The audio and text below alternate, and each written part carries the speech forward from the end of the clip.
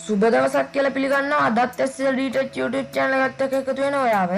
අද වීඩියෝ එකෙන් මම කතා කරන්නේ කොහොමද Adobe Premire Pro Software එක පාවිච්චි කරලා අපි ළඟ තියෙන ඕනෙම වීඩියෝ එකක් slow motion කරගන්නේ නැත්නම් speed කරගන්නේ නැත්නම් වීඩියෝ එක reverse වෙන විදිහට play කරගන්නේ කොහොමද කියලා.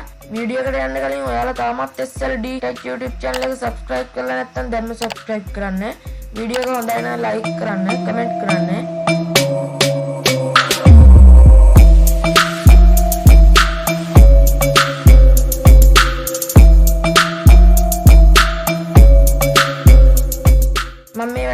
දැන් Premiere Pro Software එක open කරගන්නවා.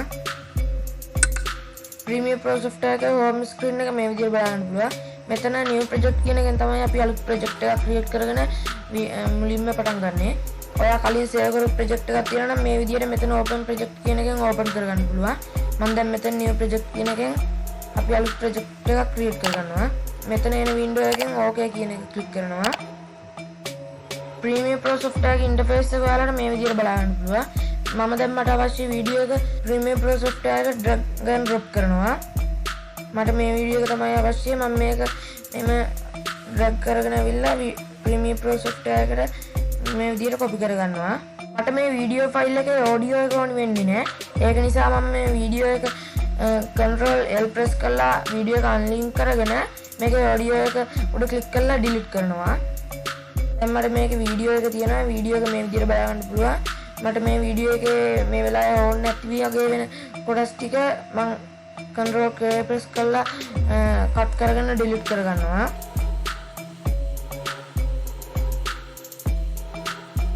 මම මේ විදිහට ඕනි කොටස විතරක් මාක් කරගන්නවා. දැන් මට මේ වීඩියෝ එක slow motion කරන්න ඕනේ. මම කරන්නේ keyboard එකේ control R press කරලා speed duration window එක open කරගන්නවා. මේකේ මම දැන් ස්පීඩ් කියන එක 100යි තියෙන්නේ. මම මේක 120ක් වගේ කරොත් වීඩියෝ එකේ වේගය තව වැඩි වෙනවා. ඒ වගේම මේ ක්ලිප් එකේ දිග අඩු වෙනවා. දැන් මම මේක ප්ලේ කරලා බැලුවොත් මේ විදිහට බලා ගන්න පුළුවන්. වීඩියෝ එක ගොඩක් ස්පීඩ් එකකට යන්නේ. මෙතන මම දා ගන්නවා වීඩියෝ එකේ ස්පීඩ් එක 300ක් වගේ. ඒක ලෝකේ කරාම ඔයාලට බලා ගන්න පුළුවන් වීඩියෝ timeline එකේ තියෙන වීඩියෝ ක්ලිප් එකේ දිගත් අඩු වෙනවා. මම මේ විදිහට ප්ලේ කරොත් ගොඩක් වේගෙන් ප්ලේ වෙනවා වීඩියෝ එක. ඒ වගේම මට මේ වීඩියෝ එක slow motion කරගන්න උනොත් නැවතත් speed duration එකට ගිහලා මෙතන 300 තියෙන එක තිබ්බාගේටම ඕන නම් 100ට වගේ දාගන්න පුළුවන්. 100ට දාලා ඕකේ කරලා තිබ්බ ප්‍රමාණයටම අපිට ගන්න පුළුවන්.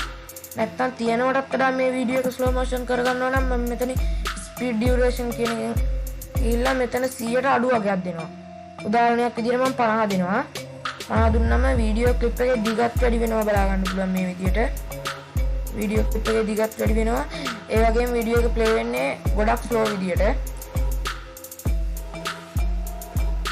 මට දැන් ඕනි මේ වීඩියෝ එක අග ඉඳලා මුලට ප්ලේ කරන්න. ඒකේ වීඩියෝ එක තියෙන විදිහටම රිවර්ස් කරන්න. ඒකට මම control R press කරලා නැවතත් speed duration window එක ලබාගෙන මෙතන reverse speed කියන එක උඩ එක click එකක් දීලා මෙතන tick එක on කරගන්නවා. දැන් මෙතන okay press කරලා බැලුවත් වීඩියෝ එක අග ඉඳලා මුලට තමයි යන්නේ. අවසානයේ තිබ්බ ටික මුලට එනවා.